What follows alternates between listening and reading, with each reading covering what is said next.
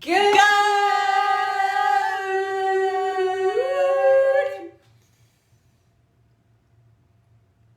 morning! What's up, you guys? Happy Tuesday! I always feel like I need to say top of your Tuesday. top of your Tuesday to ya. Oh my, oh my, oh my. I would love to know, how are you doing this morning? Or afternoon or evening? Wherever you're at, or whatever tomorrow if you are in the Australia land. if you're in Australia land. Australia. Yeah, I think it's like somewhere like really early on a Wednesday. A Wednesday.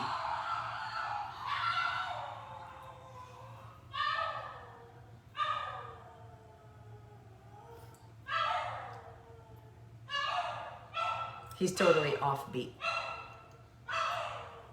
DJ Boogie.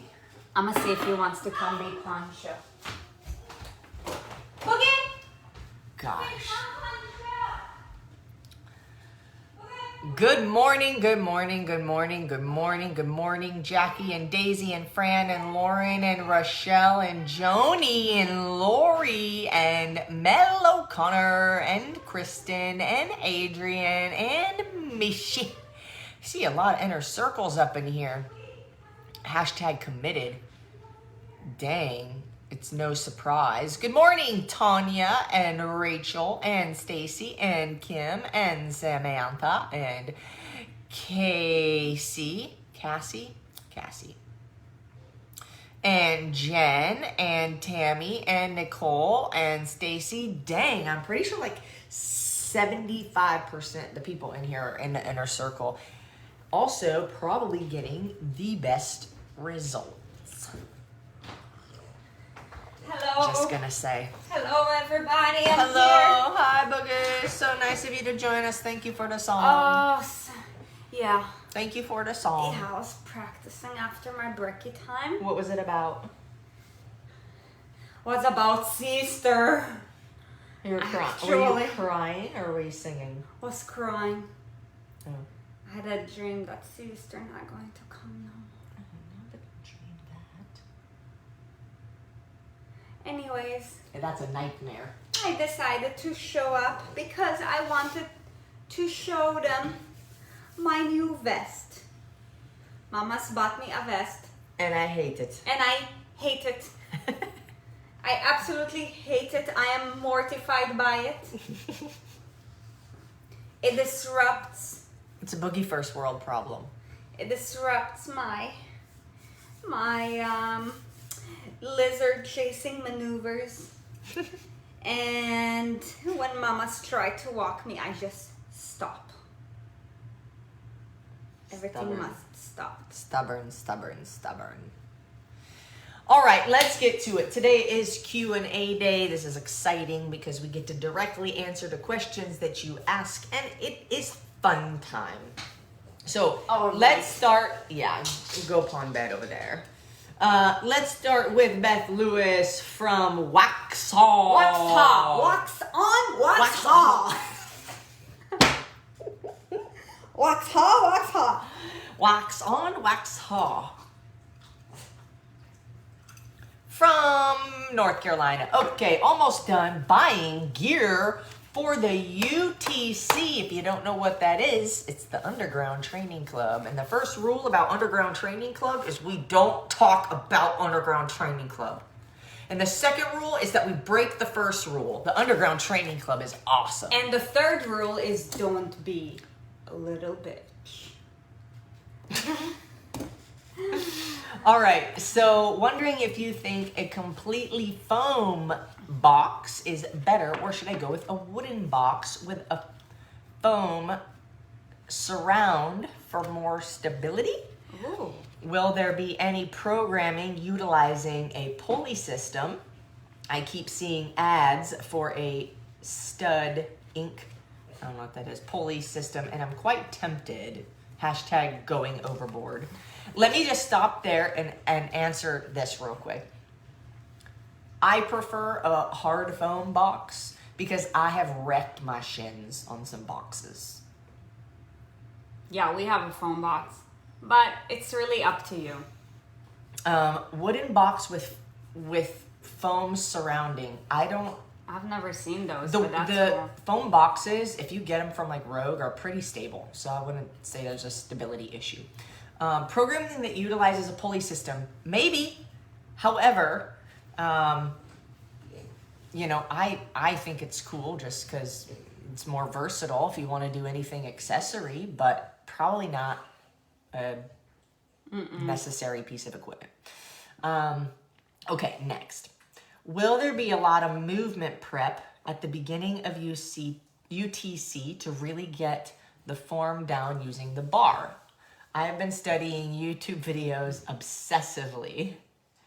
Can you tell I'm beyond ready to get to it? I think this question also was from quite a while ago before we had the discussion about what we're going to do for the UTC.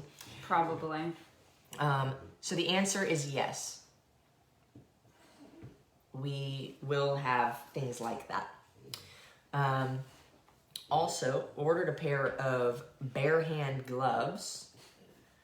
Got some chalk so I can play around with both to see which is more comfortable. Any opinions on that? Yes. Chalk, rip your hands out. Like, let it, like, when you rip your hands out, over time what happens is you develop skin that does not need any gloves. Gloves only cause more moisture on your skin and only make your skin rip open. And then it's like, it feels raw. Just like, do the right thing. It's going to suck in the moment. Like if you're doing enough bar anything, ask any gymnast in the world, they'll tell you that they've ripped their skin plenty of times. It gets to a point where your skin is so tough that you just have blisters, and you know, it is what it is. That's like a trophy to you. Honestly though, your hands can have that amount of strength, but don't have to look like that or feel like that. We just don't bother to like make ours look any different. Yeah. You can though. You can shave it off. Yeah, you can like, you can buff it out. Like you can legit use the knurling on your barbell. The knurling is like that grippy stuff on a barbell. I mean, granted, like it's not a public barbell that like a lot of people are using because that's gross to put your skin all over it.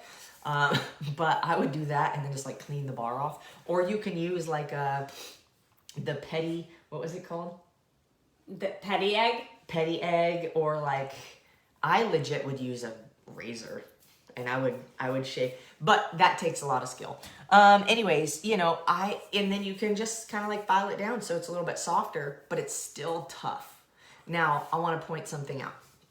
You said, I can play around both to see which is more comfortable. Now, let me ask you, is anything about the UTC comfortable? So Nope. Should that be the goal? I'm just asking. That's up for you to say. But I don't think it's a matter of comfort as much as it is what's going to make me stronger in the long run. That's my own opinion. I don't prefer gloves. What happens when you use gloves is, yes, it's uncomfortable for a period of time, but when you're hanging on to things, you can't feel it as much. You can't feel it, and your grip, let's say the object is like this. Well, when you have a glove, you're now adding diameter to that. And if we're talking about a barbell's already probably like that, now you're adding that, and it makes it harder to grip. So your forearms get really extra tired because you're now having to hang on to a larger diameter. So you could look at that as a benefit where it's like, okay, I'm challenging my grip strength, but I'd rather feel the object. And you know, it does suck at first. Not even gonna try to hide that fact. I would say for me, it was like my first year. I ripped my hand open so many times, and then less and less, and now it's like, doesn't happen. And also it allows you to adjust to more bars. Quicker. You learn. Thanks so much for all you both do for this community. It's been life-changing for me and my family by proxy. Proximity. Thank you. Thank you. For trusting Thank you for us trusting us. in the process. In the proxy. Beth Lewis. She's No. a badass. Do you see the post that she made yesterday in the UTC? She looks Oh, wait, jacked. in her gym, in her garage? Uh-huh. Yeah. Teresa Snyder. Colorado. I'm starting my journey with the Rise Above. Congratulations. And I'm on day 9, but I am so sore from the day 1 workout. This was from a couple weeks ago, so I What- wonder if she's finished, Teresa. What do you do when you're sore the next day so that you can get through the next day's workout? Great question. So, for one, you guys, soreness is just a part of the process. You can't expect to get fitter or get stronger without the after effects of it, which is soreness, or in the fitness industry, we call it DOMS.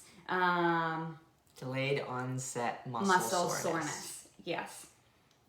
But, basically what happens when you're working out, our muscles are made up of fibers. It's almost like our hair, right? Like every hair strand is made up of like tinier fibers, and the same thing goes for our muscles. But in order for us to get stronger, we break them down, and then, they build up stronger. So in the process of breaking muscles down, basically, like when there's contractions happening, these are called myosin and actin, if I remember. But basically, as we're contracting, right, what happens, your muscles break down and lactic acid is built up as a byproduct. Okay, just like with every chemical reaction that happens in the body, in the body, there is a byproduct. Something breaks down, something gets added to, there is a byproduct. Okay, so lactic acid is a byproduct, and the buildup of lactic acid is what causes the buildup of muscle soreness, basically. Have you ever gotten lemon juice on a paper cut? So that acidity with the breakdown in the muscle tissue, right? You create micro tears if the resistance is heavy enough. So you're creating micro tears in the muscle. Now your muscle's vulnerable and a little bit exposed because there's damage, but it's a positive damage. And it needs to rebuild to get stronger. But in the meantime, that acidic environment burns. It burns when it's getting in those little micro tears. That's like the easiest way to explain the soreness phenomenon. But basically, you guys, our bodies are meant to adapt, which means that the more consistent you become, the more your body will be able to handle without getting as sore. However, with the way that we do training is we constantly give you new stimulus so that your body never adapts. And that's what allows you to get better results sooner rather than later. So then we also take another supplement that really helps us to buffer the buildup of lactic acid. If you're watching this on YouTube, you can look in the description below. The link for this product is in the description with a 10% discount at checkout. And the name of the product is called Extreme Endurance. That is the same product that Michael Phelps and the entire Olympic swimming team takes as well, because it's clean and it does magics. There is nothing like that out there. And that's why we truly back it up. We take it twice a day, 3 capsules in the morning, 3 capsules at night. So, Teresa, if you find value in that, highly recommend go ahead and get yourself some Extreme Endurance. She might already be taking it. Yeah, I think a bunch of you guys who are in this group are already taking it. It is an absolute game changer. But other than that, the more consistent you become at something, the higher your threshold is. Yeah. Cool. Welcome to Teresa Snyder, and by now you should be done with the 14-day and onto the burn zone. I wonder if there's anything else. You can always do like, you know, it's good to incorporate stretching and, you know, like foam rolling or some kind of, foam rolling is like, myofascial release is such a technical term, but basically like a self-massage on something like a hard object, a lacrosse ball, a foam roller, something like that to help move around the tissue and work it out. Jess O'Hara from Vermont. What's with the matcha craze? I even saw matcha macaroons. You know That's what? a cookie. Cookies don't need to be part of health crazes. That's so funny. One of my clients was asking me about matcha the other day. I guess there is some kind of matcha company that's running ads to all of you guys. We don't know what's up with that craze. But something caught on because somebody marketed something really well. Okay, so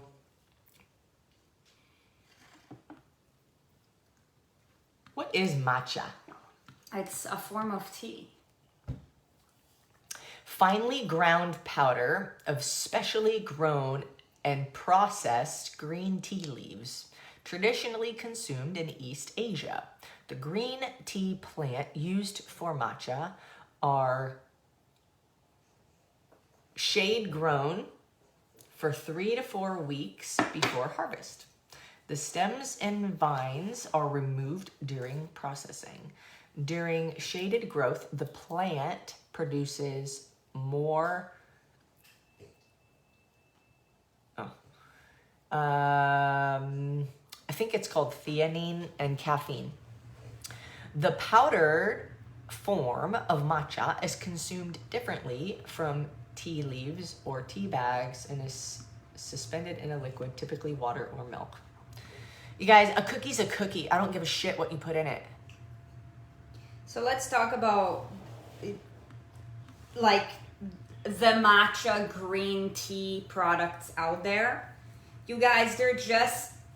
Proceed with caution, that's it. Yes. Proceed with caution. with caution because it's an idea that's inspired to promote your health, but they use that as a way to market to you when in fact it is processed. Most matcha, green tea, anything out there are loaded with sugar. If it's just the matcha powder, great. I'm sure there's great basically benefits. just green tea. Yeah, great. It's powdered green tea. But what happens is people take something that has a health benefit, or the studies have shown that a piece of the ingredient in something has a health benefit. They slap it on the box or the bag or the can or the jar or the package or the whatever. And they're like, look, it promotes heart health. Rich in antioxidants. Cheerios lowers cholesterol. I'm like, Cheerios are still not good for you. Like, so, you know, you guys have to just proceed with caution. Like any of these things, look at the label. What's on the ingredient list? How much sugar does it have? You know, like what's actually in it? Because it can say anything it wants to say. And I don't care if you even made your own cookies from scratch and you made them paleo or you made them keto or you made them with honey or you made them with, you know, all like raw sugar or you made them with whatever. Like, you have to ask yourself always, like, what's the intention of me consuming this? Because what happens is because something's healthier, now we think, great, I can eat more of it. Yep. And then you still shoot yourself in the foot because you're trying to take something that's healthy and justify it. You know when you should and shouldn't be doing something most of the time. Most of the time. Sometimes you're fooled by marketing. A cookie is a goddamn cookie. Period. if something tastes sweet and amazing and delicious, something's in it that's doing that. So then you have to ask yourself, what's my intention in consuming this? Not to say it's wrong or bad or you're a sinner. I'm saying that what's the intention of you consuming whatever the thing is? And if the intention is, like we talk about all the time, if you're gonna have a treat, have a treat. Just be present with it. Don't mindlessly eat it. A matcha cookie, you wanna try it? Plan a time where you're gonna be intentional about that and, make sure that that's gonna be worth it for whatever your intention is. Mm-hmm. That's really like the bottom line when it comes to any of this stuff. Yeah. I remember when we first discovered Halo Top. We're like, oh my God, protein ice cream. Genius idea though. Genius idea, because it's a better than ice cream. Then started eating more ice cream than we would have eaten before because it's healthy ice cream. Mm-hmm. But the intention isn't just to consume a lot. So even then, we've fallen into the bear trap too. It's healthier, so I don't have to feel as bad, which is great because nobody wants to feel bad. Or the protein nut butter is. Oh my God, we used to slam those. But it's like I don't want to feel bad for eating something, right? So it is good that it's a better than version, but that doesn't mean that you now get to have more. I mean, you can, but what's the intention? Always, what's the intention? Mm-hmm. So, sure, there's good health benefits. Matcha, just like green tea, great. But you can put a healthy something in anything and make it not healthy. Yep. It's made with real, raw, local honey. Puree made with real raspberries. Rich in antioxidants. Yeah. Could be. Like wine. Rich in antioxidants. Does that mean you have it for breakfast? Let's not talk about it. All right. Next. Why is our friend in the future, Daniela. Why is the abdominal fat harder to get rid of? I know that 1 or 2 people watching might identify with this. I would say more than 1 or 2. Uh-huh. But my belly has always been my biggest struggle. And even though I've lost a good amount of weight, my belly is not quite shrinking. Is there a specific reason for this? Yep, there is. It's called evolution. The purpose of subcutaneous fat is fat that's under your skin, is to actually protect you and keep you warm. Remember, you guys, we've evolved over hundreds of thousands of years. Okay, so subcutaneous fat has a legitimate purpose in the body. Okay, so from a genetic standpoint, we all have an area in our body where we're more susceptible to storing our weight. For some of us, it could be in our belly. For some of us, it could be around our hips. For some of us, it could be around our legs. And for some of us, it could be distributed evenly throughout our entire body.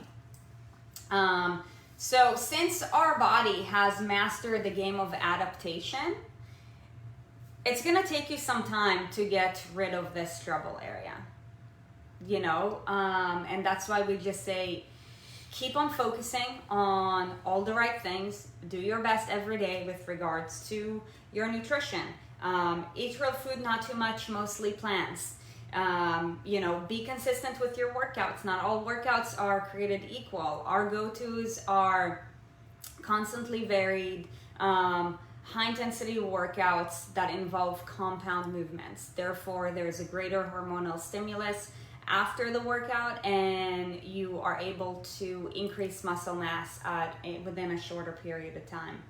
And also making sure that you are managing your stress levels well by getting enough sleep and by doing all the self-care stuff necessary, setting some boundaries around certain people in your physical environment, mental environment, social environment, in order to lower levels of cortisol down so that you can continuously improve your metabolism and hopefully with time turn yourself to become a metabolic machine. But becoming a metabolic machine will depend on a few factors. It'll depend on how you live, how you think, the amount of muscle mass you have in the body, and your body fat percentage. I have something to add. Yeah. So the greatest hormonal, the greatest way, one of the most effective ways for you to work out that will give you the hormonal stimulation that is going to encourage the most amount of muscle growth and the most amount of fat loss, most people are not ready for.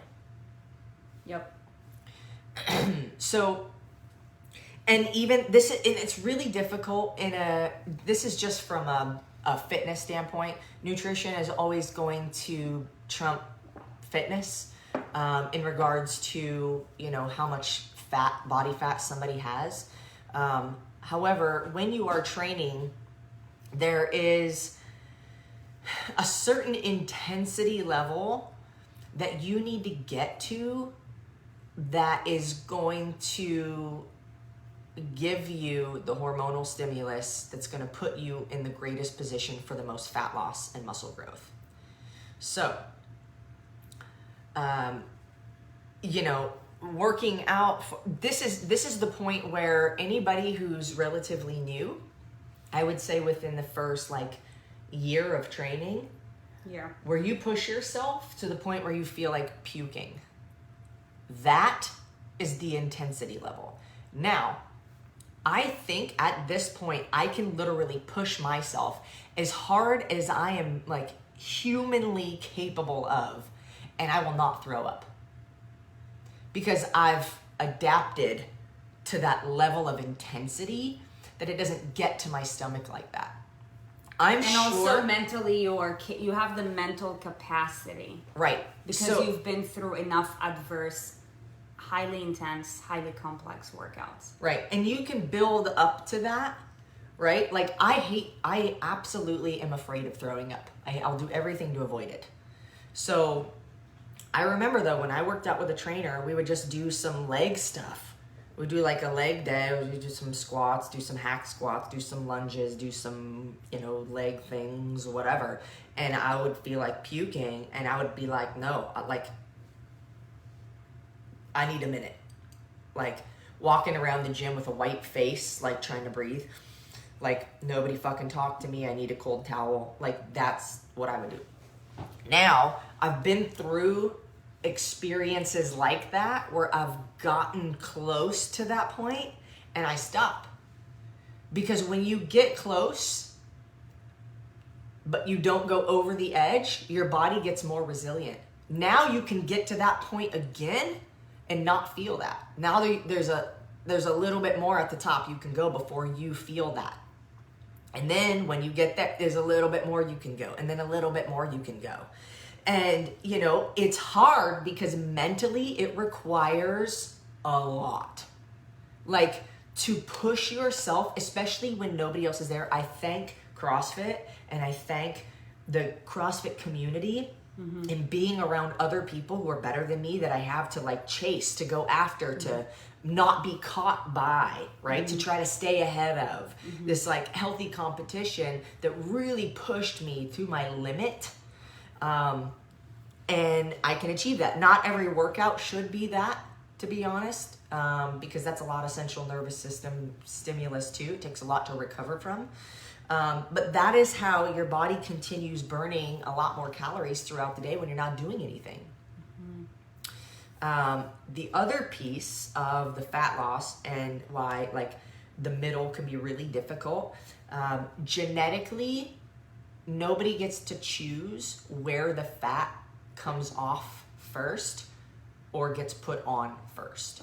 Yeah, where the fat likes to be held. Yeah, nobody gets to choose that. That is completely 100% genetic. Now, like what I've seen a lot is that the majority of people will store it from the waist up or the waist down. The majority of people. Mine is more waist up.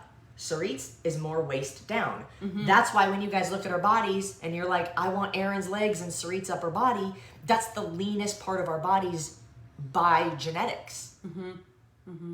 So when I start to lose body fat, it goes away from my legs first. They get cut. Goes away from Sarit's upper body first, right? So you don't get to choose that. And normally what happens is the fat goes away from the outside in. And if your center is your stomach, like right around the belly button, that area, like then that is going to be the last piece. And the reason why, like, whether you store more fat, like thorax down or thorax Why are you using big words? up, well, because I forgot the big word, and that's the first thing that came out of the file. Torso? Torso, thank you. Big word. That's a way better word too. You guys remember, like this, right? And like in Eastern Asia, they always talk about it. This is your center.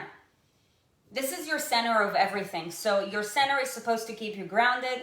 Your center is supposed to keep you protected. Your core. So for all of us, knowing that, like we've adapted over hundreds of thousands of years, it is very essential, evolutionary, in an evolutionary standpoint, to store fat around our core, because that's what keeps us centered and grounded and protected. Can't fight it. And you your just have to organs are do there. your best every day to manipulate it. And Danielle, as far as I'm concerned, like you're doing an amazing job, and you've only been in this journey for 90 days. So you need to you need to slow your roll, and you need to just like be patient and, you know, just embrace the process. I guarantee you that as long as you stay consistent that same way, 1 year from now, we're going to have a very different conversation. Oh, yeah. But you're still very, very new to this. You guys, if you haven't been on this journey for at least 1 year, I will tell you this, you're still a novice. Be patient. Be patient and Only keep plugging away. within your first 6 months, you are going to start gaining an understanding of what the big picture looks like. Within 1 year, you would have gone yourself through enough ups and downs in life in order to, you know, really know how to manipulate certain circumstances. I would say only after a decade, consider yourself some kind of metabolic pro, because I guarantee you that there's a few hundred people in the world who have actually maintained like a metabolic composition that's efficient and attractive for over a decade, because it involves so much discipline, so much integrity, so much hard work, and so much consistency. And most people, like, we live in the 21st century. It's a lot easier to, you know, go get a shake or a product that says burn fat, blah, blah, blah. No, it takes a long time. I told you guys this, if you overdrink alcohol, right, you get a hangover, it takes you like 72 hours to recover from that shit. Now, what makes you think that when it comes to you manipulating something, your body has evolved, like your genes have evolved over hundreds of thousands of years? You want to manipulate that in 3 days?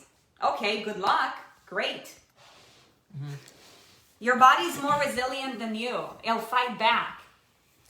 You have to train yourself to be as resilient as your body is.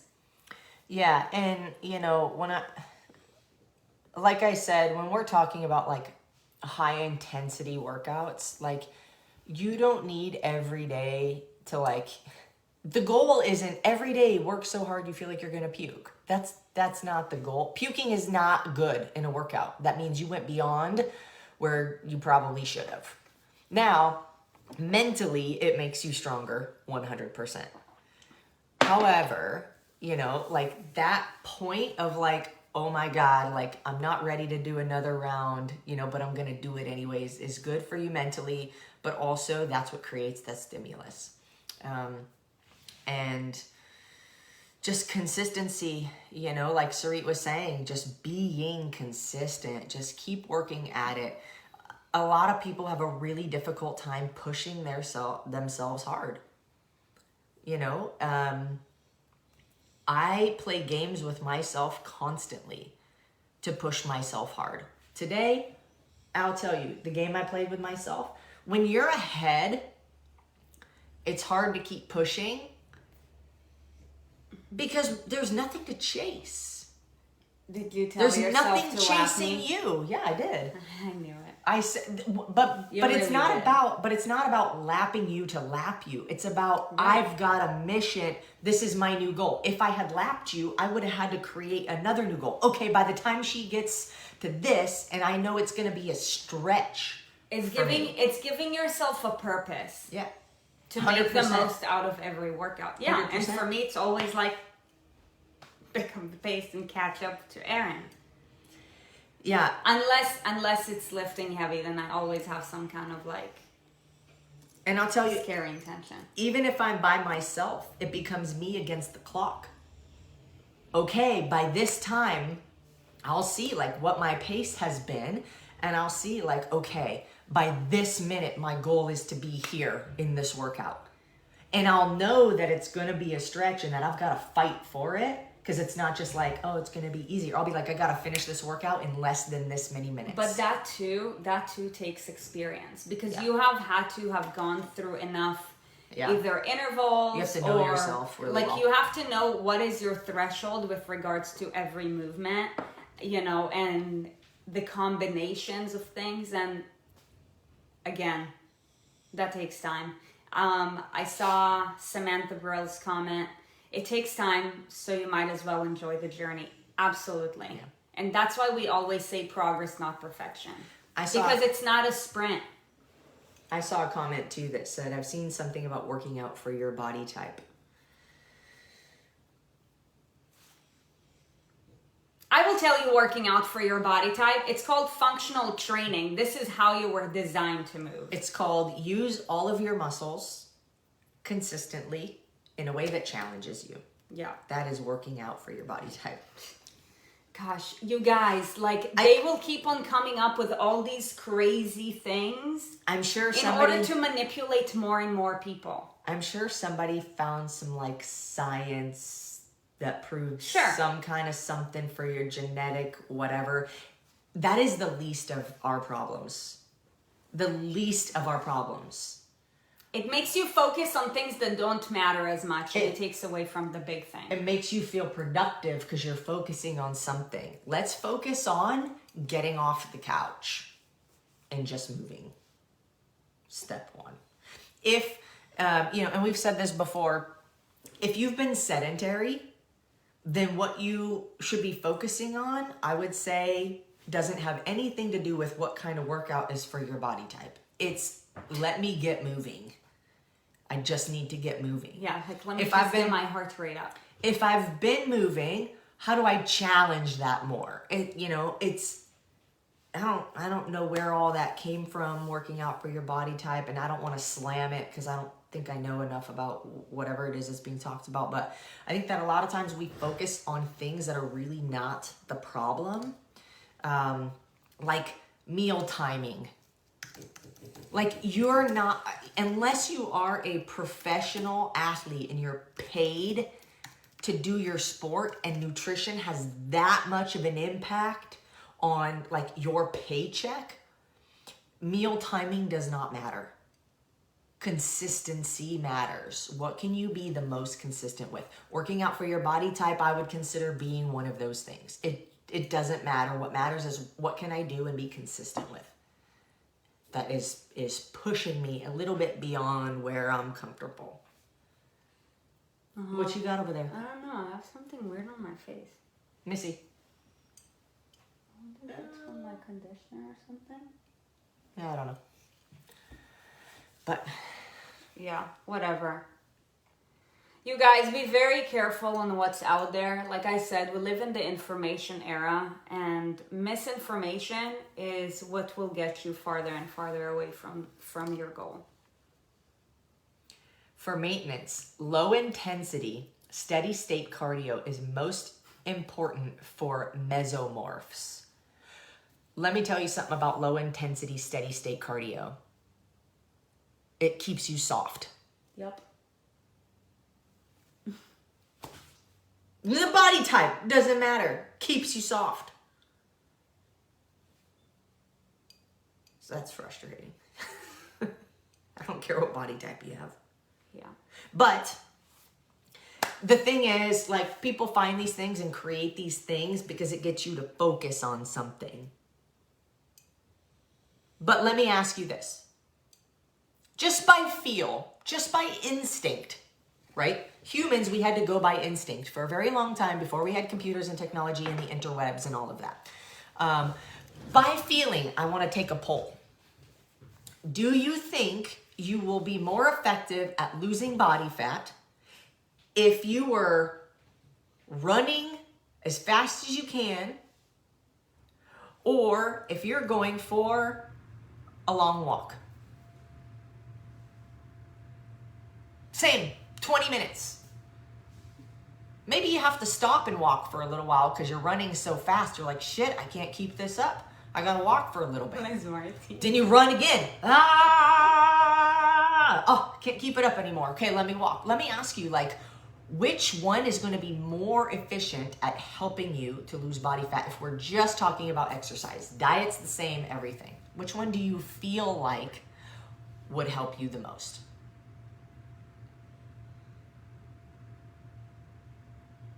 Like, imagine what you feel like when you're done with 20 minutes of, like, running your heart out for as much of the 20 minutes as you can, or it's going for a leisurely stroll on the boardwalk.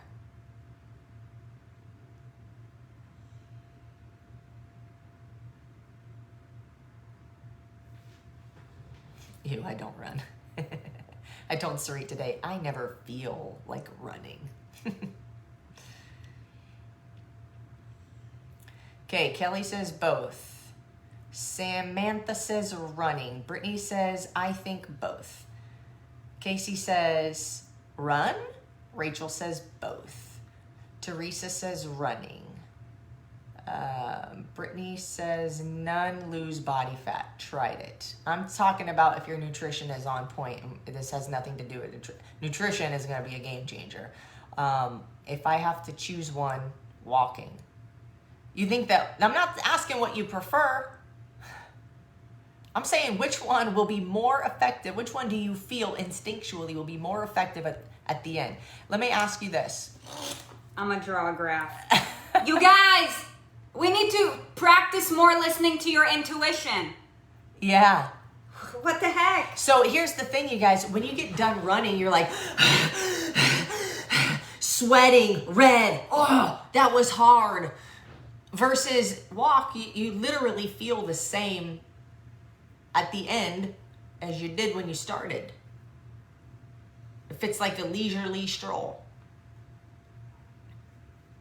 I'm not talking about nutrition or anything. I'm talking about only fitness at the end of the 20 minutes. Which one feels, not what you heard, not what you think, not what you're overthinking, what you feel is more effective. You guys, I really can't believe you. And this is why, like, you guys come to us so, like you take all this information from the world instead of listening to your intuition. So let's. I think they're overanalyzing because they've read so many things. They're like, yes, it should you guys be both. Be careful.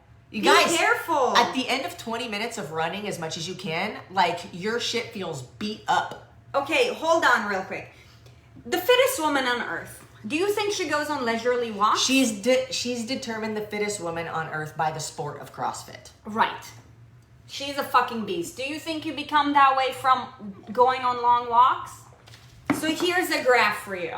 Brittany, I'm not talking about what you do. You can speed walk, that's fine. I'm talking about at the end, if you were to do 20 minutes of leisure walking or 20 minutes of running as much of the 20 minutes as you possibly can, which one would feel at the end like you did more to lose body fat?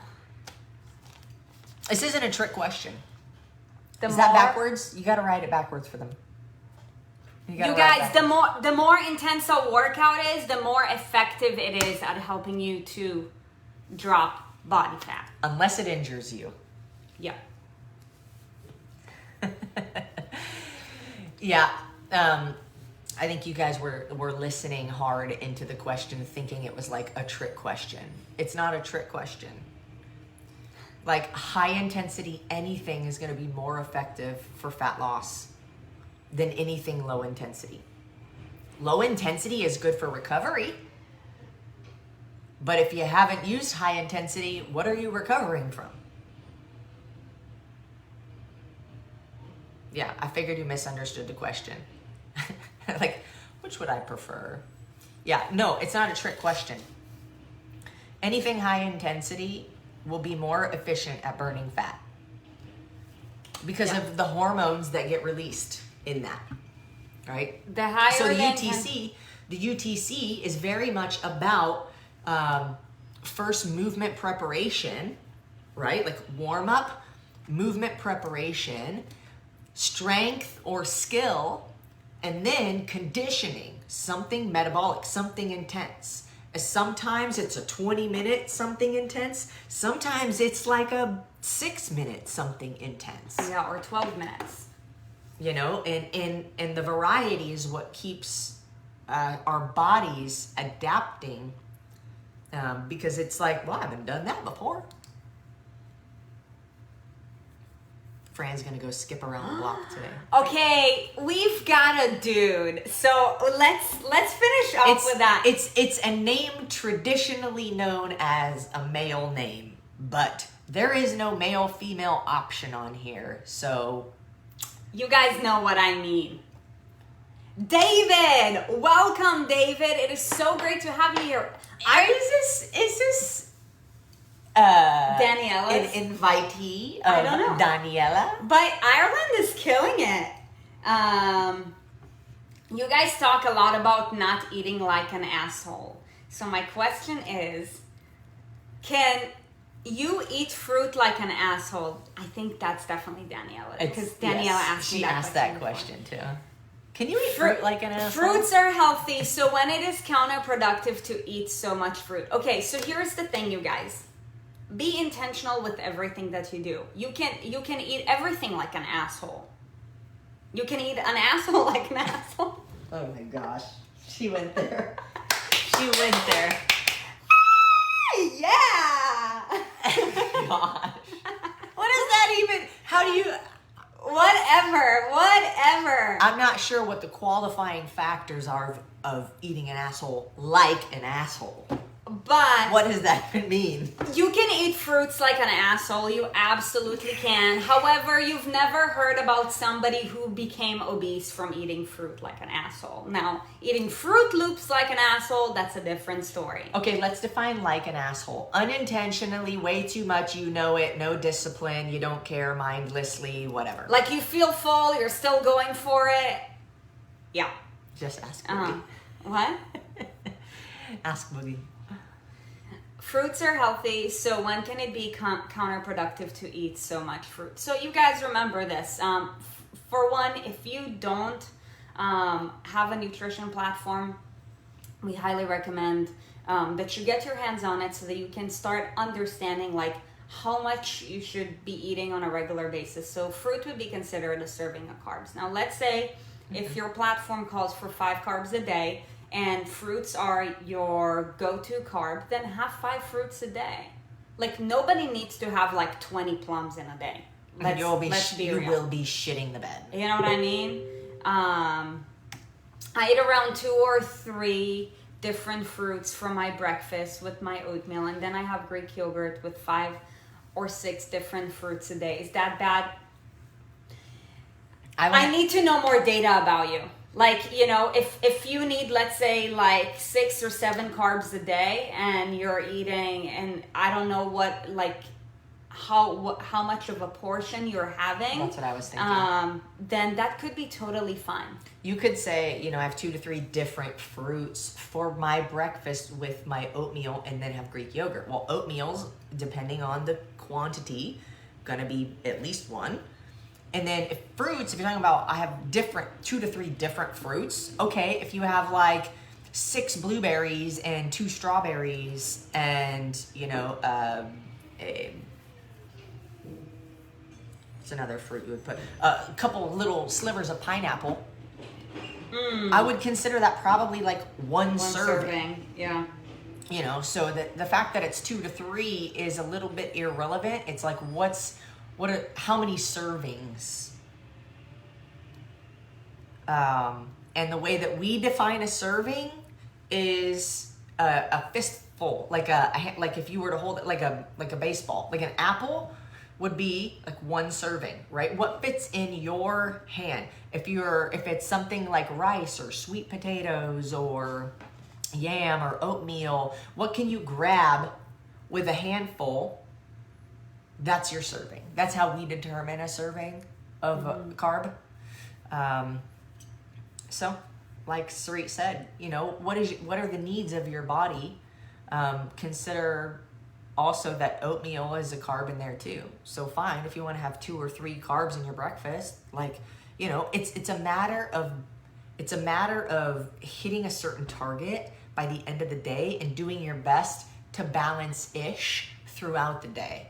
Because then a lot of people, the other thing that we'll run into, which is if it fits my macros, this has happened a ton, is I'm going to save all my carbs until the end of the day, and then I'm going to eat carbs like an asshole. Because you don't need to eat 4 servings of carb in 1 meal.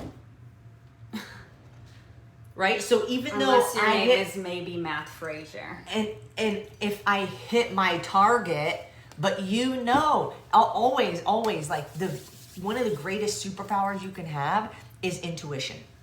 Yep. Knowing right from wrong, knowing beneficial from harmful, without being told, and then acting on that. Yeah, that's why we tell you guys, be present when you eat. David, I love the fact that you asked the question. I love seeing questions from our dudes. That's incredible.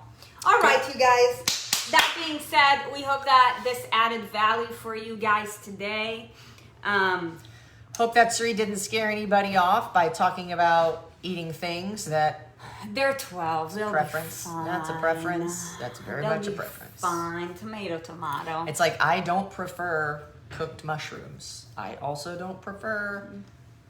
Yeah. So there's that. That is where the waste exits. Why am I trying to enter the garbage can? I'm just saying. That's just me. You guys, if you found value from today's conversation in any way, shape, or form, be it about working out for body types, or matcha, teas, healthy, when the heck am I going to get rid of my belly fat? The answer is never. We all have belly fat. Wait. The answer is just keep being consistent. Yeah. I'm just being an asshole. My mom would call me a smart aleck. Or what does eating like an asshole actually mean?